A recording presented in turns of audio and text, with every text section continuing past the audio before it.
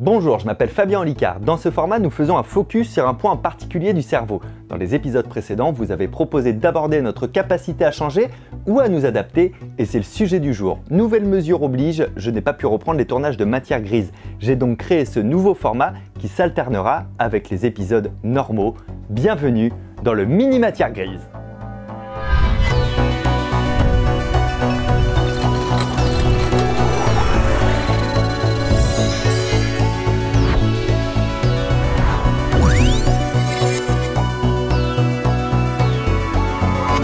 Dans cet épisode, nous allons vivre 3 expériences. Expérience 1, la myéline, ça fait plaisir. Expérience 2, c'est à vous. Expérience 3, adaptation immédiate de votre cerveau. Le tout avec la présence ponctuelle très appréciée de Céline H. Lorsqu'on essaie de changer quelque chose dans notre vie, dans notre manière de penser, ou tout simplement quand on essaie de prendre une nouvelle habitude, notre cerveau ne nous aide pas, bien au contraire. Il aime ce qu'il connaît et oppose une résistance farouche au changement. Certaines hypothèses émettent l'idée que ce serait une sorte de protection de notre système nerveux. Le cerveau aime la sécurité, et la sécurité, c'est le confort de ce qu'il connaît. D'ailleurs, votre cerveau est peut-être actuellement dérangé par le fait que la boîte qui était tout à l'heure à l'intérieur puisse maintenant contenir la boîte qui était précédemment à l'extérieur. Je vous expliquerai pourquoi juste après l'expérience 1.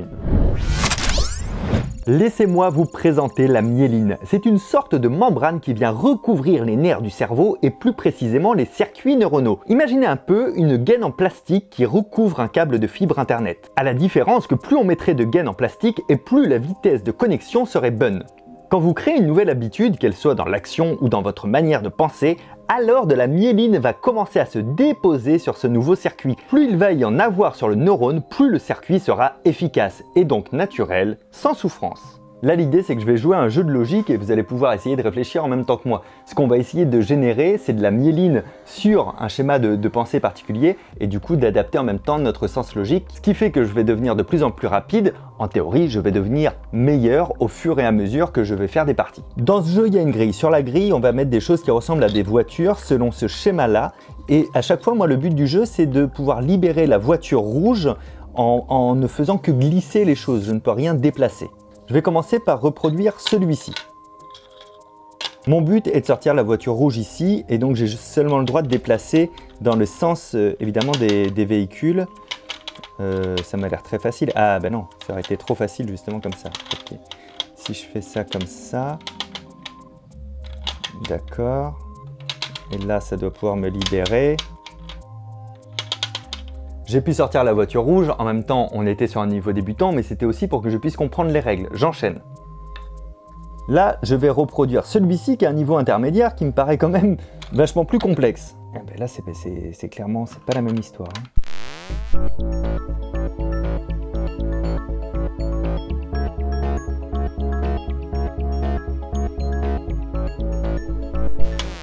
Tac, lui il monte et lui...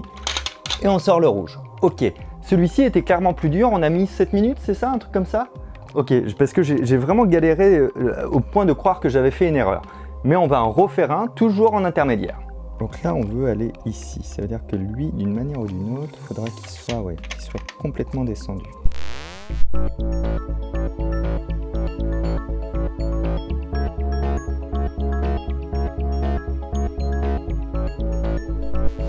Clac, clac, clac.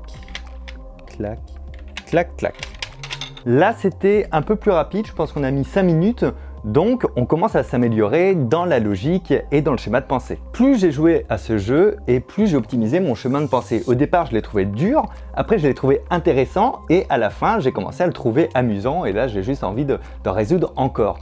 En gros, j'ai optimisé ma manière de penser et de visualiser pour résoudre ce problème-là précisément. En conclusion, plus nous répétons un comportement ou une pensée, plus nous générons de myéline sur ce circuit au point que ça devienne une nouvelle habitude. Mais attention, Le cerveau n'est pas dans le jugement, donc ça fonctionne aussi bien pour les bonnes habitudes que pour les mauvaises habitudes. Cela rejoint une étude de Philippa Lally en 2009, publiée dans le journal de la psychologie sociale, qui reléguait le fameux 21 ou 30 jours pour changer au rang des idées reçues. Cette étude menée sur 96 personnes pendant 12 semaines a démontré qu'il fallait en moyenne, évidemment, 66 jours pour changer et vraiment obtenir une nouvelle habitude qui s'installe, c'est-à-dire qui s'automatise sans souffrance de manière naturelle. Le temps, évidemment, de bien tout recouvrir de myéline là-haut. Alors oui, au début, ça peut être compliqué, un petit peu dur de changer, de se réadapter, parce que notre cerveau n'est pas du tout prêt pour ça, mais à la fin, ça peut être bénéfique. Un petit peu comme pour cette boîte. Cette boîte qui donnait l'illusion d'être complètement fermée au départ et complètement carrée, on s'aperçoit qu'au final, elle ne l'est pas tant, parce que ici, c'est bien de bord à bord, ici, c'est bien fermé de bord à bord, et pourtant, quand je rentre la première boîte dans la deuxième, on s'aperçoit que c'est juste un petit peu différent. On va dire à quelques centimètres. Parce qu'au final, quand on change, on ne perd pas qui on est au départ. On ne fait que s'adapter, que se modifier.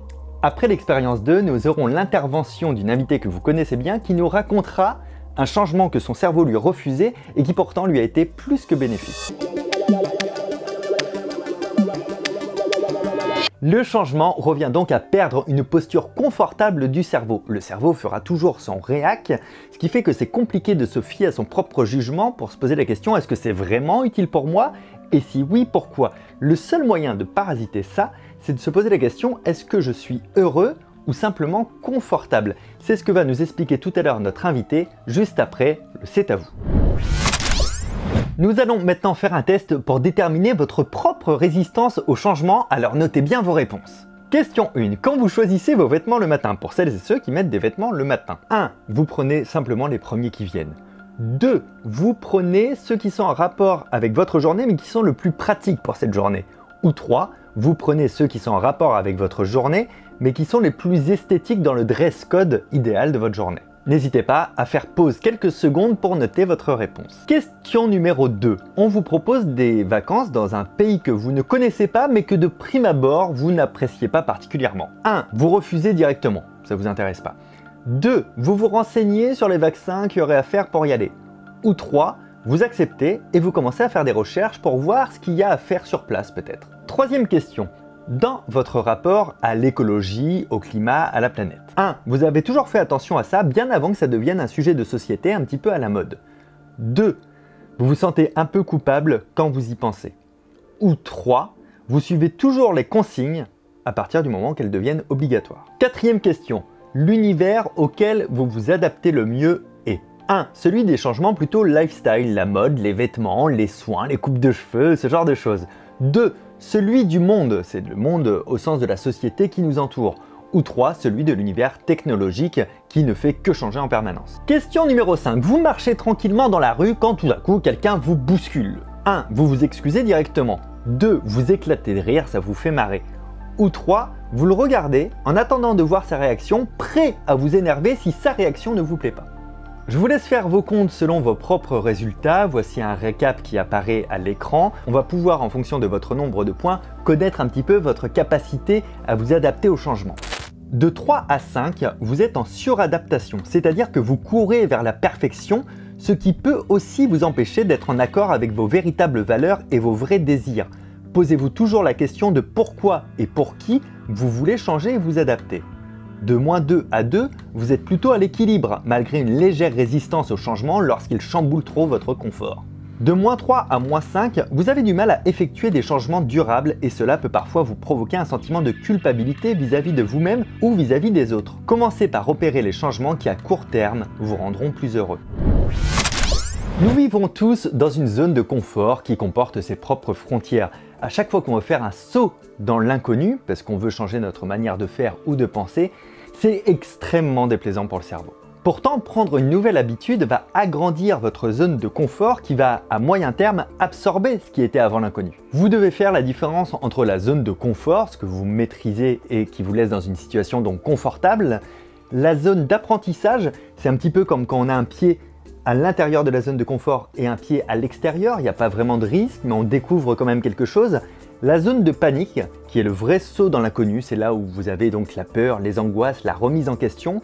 Et enfin, la zone magique. La zone magique, c'est quand la zone de panique devient la zone de confort. C'est exactement ce qui s'est passé pour notre invité, Céline H, et du coup je lui ai demandé de venir nous faire un rapide témoignage. Alors moi j'ai été très longtemps comédienne sur scène, c'était un objectif dans ma vie, j'ai construit, articulé toute ma vie en fonction de ça, je suis montée sur Paris parce que je voulais faire de la scène. J'ai réussi à me trouver une forme de confort, même une sécurité financière, et un jour est arrivé où j'ai commencé à ressentir vraiment quelque chose de très inconfortable. Je n'avais plus du tout envie, je traînais la patte, je commençais à avoir des nœuds, mais pourtant je refusais l'idée de changer. Depuis mon enfance, depuis mon adolescence, mon rêve absolu c'était d'être sur scène et j'étais dans mon rêve. Une fois qu'on a réussi à avoir quand même une forme de solidité, on va pas tout basculer, c'est déjà très compliqué d'en vivre. J'ai pris la décision d'arrêter. Et c'était horrible. J'ai arrêté de faire de la scène, j'ai refusé les projets qu'on me proposait et j'ai décidé de monter une chaîne YouTube. Je ne connaissais rien à Internet, je ne savais pas monter des vidéos. Rien. Est-ce que ça va être drôle, mais c'est pas bon, mais c'est pas bien, mais c'est pas assez, ou c'est trop ceci. Et aujourd'hui, je souris parce que quand je repense à ma période où je me lançais, où j'étais un peu angoissée, un peu paniquée, en fait, je réalise à quel point ça a été bénéfique parce que 3 ans plus tard, j'ai une communauté qui a grandi, qui m'a offert plein d'autres opportunités. Je maîtrise maintenant des choses que je ne pensais pas pouvoir maîtriser. J'ai écrit un roman, j'en sors un deuxième et tout ça, ça part de ce changement-là que je refusais, que mon cerveau refusait, qu'il ne pouvait même pas concevoir. Je m'aperçois que j'ai toujours gardé les bénéfices de ce que j'ai pu vivre, expérimenter durant ma zone de confort, mais aujourd'hui je suis encore plus riche de nouveaux savoirs, de nouvelles compétences. Internet est devenu ma zone de confort également et j'ai pas pour autant perdu ma zone de confort qui se situe au niveau du spectacle. Donc j'ai juste élargi ma zone de confort.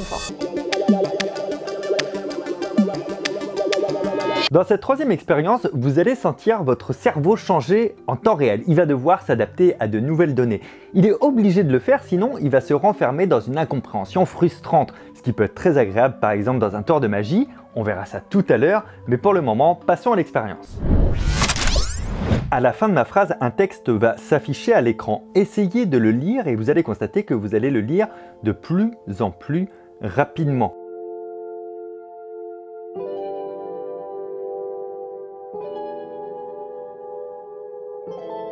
En temps normal, vous venez de réussir à décrypter ce texte qui paraît pourtant incompréhensible. Pourquoi? Parce que les lettres de chaque mot sont les vraies lettres de ces mots-là. Toutes les lettres ont été mélangées à part la première et la dernière de chaque mot, ce qui fait que votre cerveau peut photographier. Une fois qu'il a compris la mécanique, il s'adapte et il change et il vous permet de tout comprendre.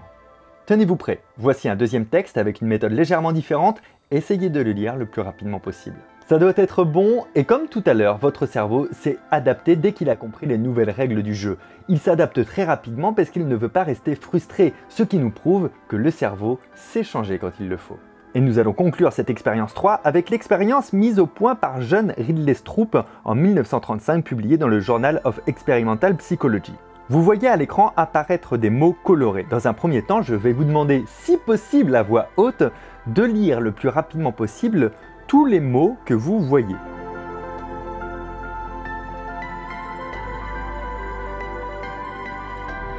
Stop! Nous allons passer à la deuxième étape de l'effet Stroop. Maintenant, vous allez lire le plus rapidement possible les couleurs des mots que vous voyez. Si jaune est écrit en rouge, vous devez lire rouge. Allez-y, essayez de le faire rapidement. Plus compliqué, n'est-ce pas? Alors simplement, il y a une interférence de votre automatisme dans le processus cognitif qui vous permet de traduire une couleur que vous avez vue en un mot que vous allez prononcer. Alors au final, quelles sont les clés du changement pour que ce réactionnaire de cerveau puisse s'adapter au plus vite? En 1, il y a la motivation, c'est évidemment le fondement de tout. En 2, il y a la régularité. En 3, il y a le fait de faire des pauses, de s'économiser, de prendre le temps de prendre du repos. En 4, pensez à demander une seconde opinion à une personne en qui vous avez confiance, afin de parasiter le côté du cerveau qui dit « c'était mieux avant, je préfère avant ». Ça vous permettra d'avoir un jugement plus lucide. Et enfin en 5, sortez au maximum de votre zone de confort pour habituer votre cerveau à être régulièrement en zone d'apprentissage, ce qui va reculer un petit peu la zone de panique. Maintenant, avant le tour de magie, je vais vous parler du concept de « il est temps ». Cette vidéo est réalisée en collaboration avec Arte qui m'a proposé de participer à une expérience qui s'appelle Il est temps. Il est temps, c'est un questionnaire de 132 questions disponible en 8 langues qui a été mis en ligne en Europe et en Asie. Le but extrêmement ambitieux est de récolter des dizaines de millions de réponses de la part de tous les citoyens, en particulier des 16-34 ans, sur la question environnementale. Ce questionnaire a pour but de lancer un débat mondial, c'est complètement inédit. L'objectif, c'est aussi simplement de permettre à tout à chacun de s'exprimer sur ce sujet et de se positionner face aux gigantesques défis à venir. Les questions ont été écrites par les sociologues du collectif Quantité Critique et le questionnaire est interactif. Par exemple, il y a des vidéos à l'intérieur et les résultats sont même parfois accessibles en temps réel. Tout le monde peut participer et s'exprimer, je vous invite à le faire en vous connectant à arte.tv/il-et-temps. Vous allez pouvoir répondre à différents types de questions, parfois il y a des choix, parfois il n'y a pas de choix. Je vais vous en dire quelques-unes et je vais y répondre moi aussi en temps réel, comme ça vous voyez simplement comment ça se passe. Quelqu'un me dit « l'écologie ça me gonfle ». Je suis d'accord avec, je n'entre pas dans le débat, on en discute, je le ou la raye de ma vie. Moi je pense sérieusement qu'on en discute. Mon positionnement c'est d'en discuter parce que en discutant je vais aussi mieux comprendre mon positionnement personnel vis-à-vis de l'écologie, c'est intéressant. Une autre question, c'est au 21e siècle, faire des enfants c'est impossible, un cas de conscience, oui, quelle question? Et bien pour être très honnête, pour moi c'est un cas de conscience aujourd'hui. J'ai voulu des enfants très jeunes dans ma vie, j'ai pas eu la possibilité de concrétiser cette envie-là. Et aujourd'hui, ça devient un vrai questionnement pour moi. C'est pas forcément un avis tranché, mais je sais pas trop par rapport au futur. J'ai l'impression d'être responsable de ça. Donc je dirais oui, c'est un vrai cas de conscience. Question suivante. J'apprends que ma banque investit dans les énergies fossiles. Tant mieux, c'est bon pour moi. Trop la flemme de changer. Ou je choisis une banque plus éthique. Ok, il n'y a pas de réponse qui me convient. Celle qui s'en approche le plus, si je veux être vraiment honnête, transparent avec vous, c'est trop la flemme de changer. Et c'est ça qui est fou en fait, c'est que moi je suis sensibilisé à l'écologie, j'essaye de parler de ça, de véhiculer des messages, de parler des bonnes actions qui sont faites, de m'améliorer dans mon quotidien, mais on voit déjà moi à quel point je suis imparfait vis-à-vis de ça. C'est-à-dire que déjà je ne sais pas où est-ce qu'elle investit ma banque, j'avoue, je m'y intéresse assez peu, et si vraiment j'étais en désaccord, est-ce que ce serait suffisant pour déclencher ce fameux changement de ce cerveau réac qui me ferait entamer les démarches d'un changement de banque qui me paraît aujourd'hui hyper relou à faire, mais parce que c'est de l'inconnu. J'ai jamais changé de banque de ma vie, donc en fait forcément que mon cerveau est en train de refuser parce que ça lui est inconfortable, alors que si ça se trouve c'est hyper facile à faire. En tout cas j'imagine que ça doit être faisable et je suis même en train de me dire ça doit bien servir les banques en fait de choper le client le plus tôt dans sa vie, tellement ça doit être assez peu fréquent les changements de banque dans une vie. Ben voilà, vous êtes en train d'assister exactement à ce que génère ce questionnaire, en même temps que de donner mon avis, je comprends des choses et je trouve ça hyper intéressant. On voit les limites de ma zone de confort.